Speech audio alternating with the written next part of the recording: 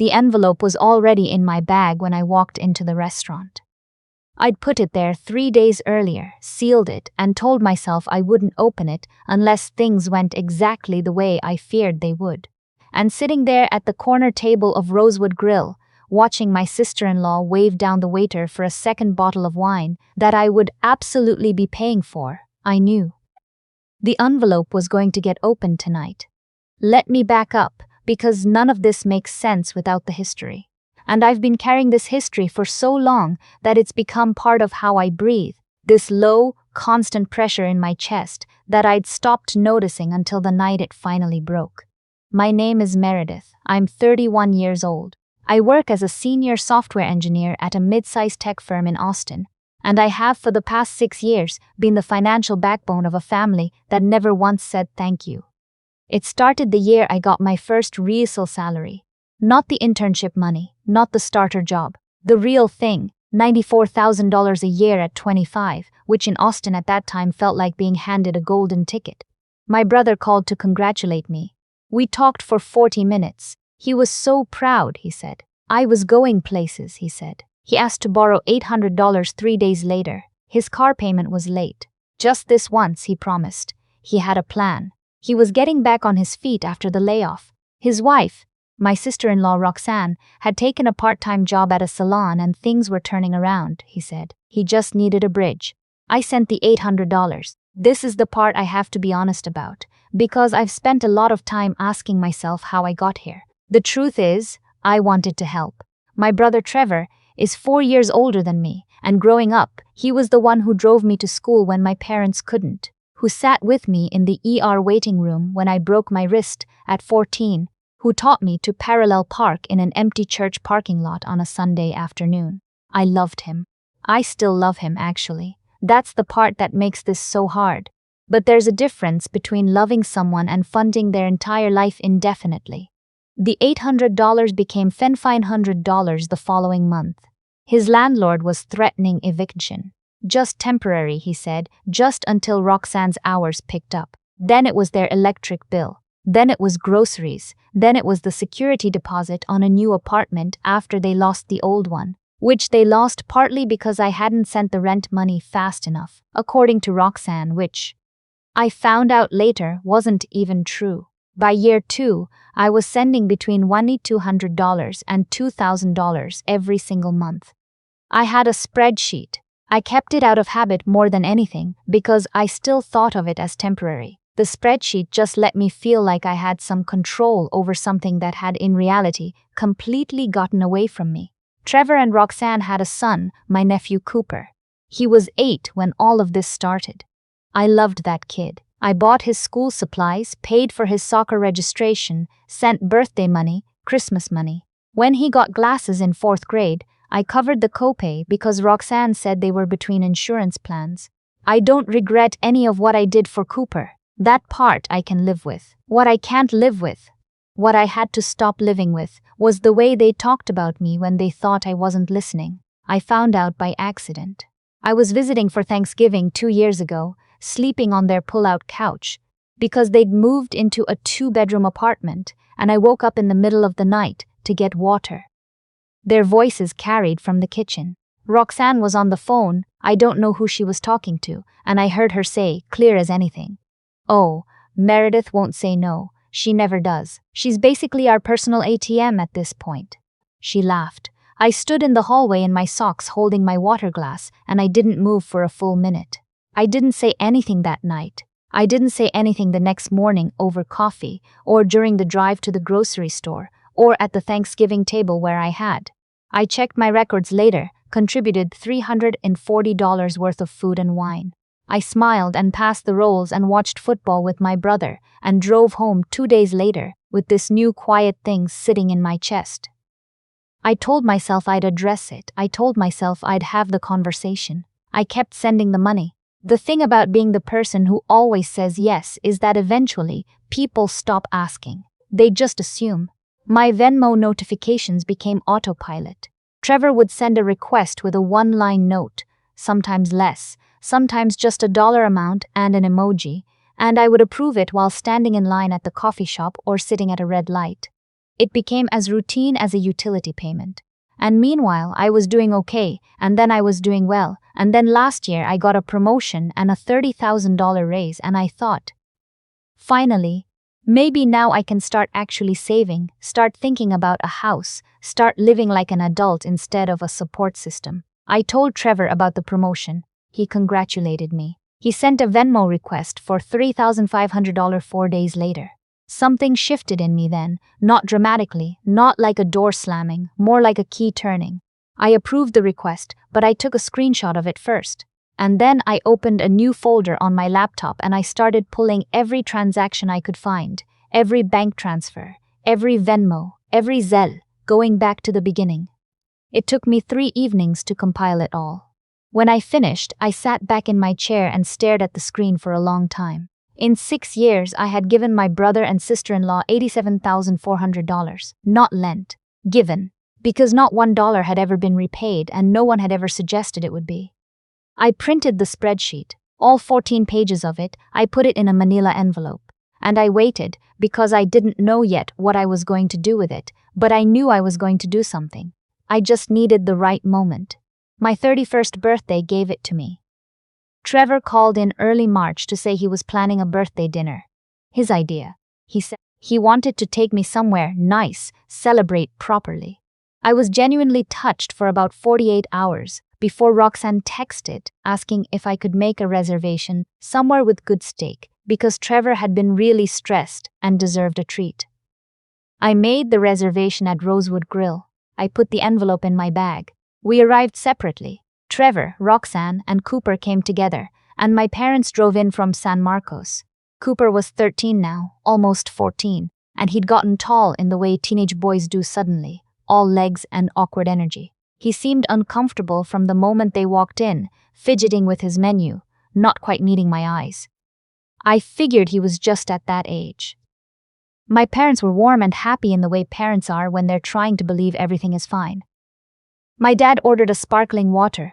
My mom told me I looked thin and then immediately ordered the ribeye.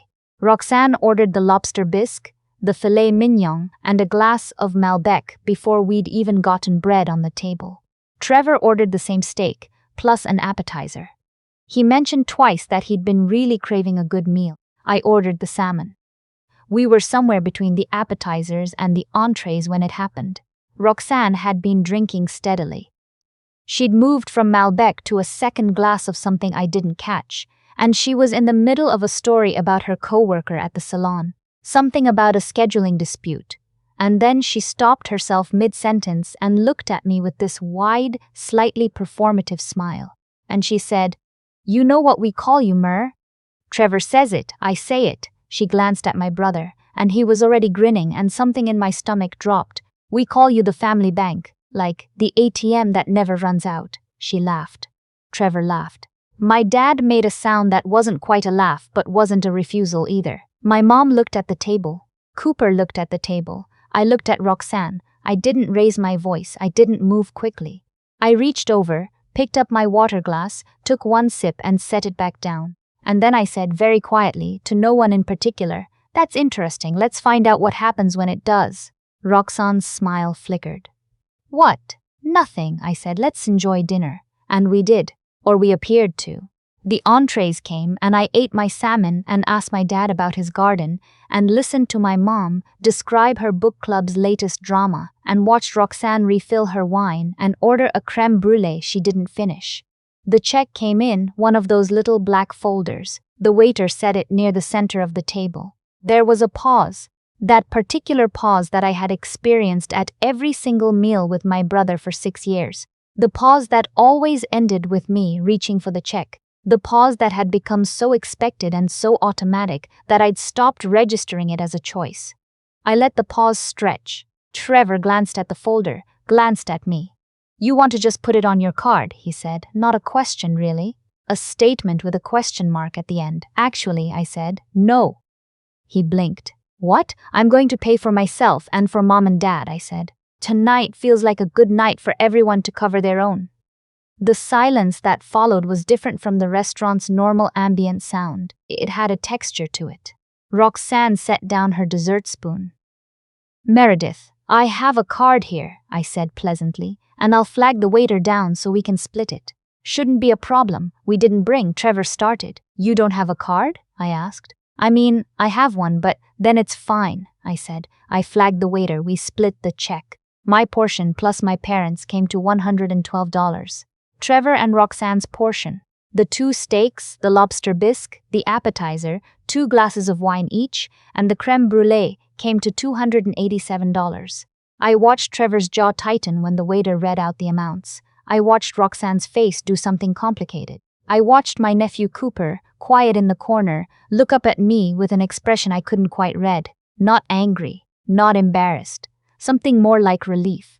I took the manila envelope out of my bag and set it on the table next to my water glass. I brought something, I said. A birthday present to myself, kind of. I thought this was as good a time as any. No one moved. It's a summary, I said. 6 years of transfers, Venmo payments, Zelle transactions, everything I can document. I slid it toward the center of the table. I'm not asking for anything back. I want to be clear about that. I'm just making sure we're all working from the same information going forward. Roxanne stared at the envelope, like it was going to open itself. Going forward, Trevor said slowly. I'm not sending money anymore, I said. I love you. I love Cooper. I love this family. But I've been funding an arrangement that was never supposed to be permanent, and I should have said something a long time ago. Tonight felt like the right time to say it. My mom made a small sound. My dad put his hand over hers. You can't just, Roxanne started. I already did, I said. I've been planning this for a while. Cooper, who had not said more than 12 words all evening, looked up from his water glass. He looked at his mom. He looked at me, and then he said quietly, in the voice of a 13-year-old who was trying very hard to sound neutral. She's right, Mom. The table went very still. Roxanne turned to her son. Excuse me. She's been paying for everything for years, Cooper said. He wasn't yelling. He wasn't crying. He was stating a fact with the eerie calm of someone who had been sitting with something uncomfortable for a long time. I know how much she sends you. I've seen the texts. It's not fair. The silence after that was total. I looked at my nephew and I felt something in my chest unlock. Trevor drove home from that dinner without speaking to me. Roxanne texted me twice that night. The first text was long and elaborate, a detailed explanation of how unfair I was being, how much stress they'd been under, how she hadn't meant the ATM comment as an insult, how I had misrepresented the financial arrangement to make them look bad.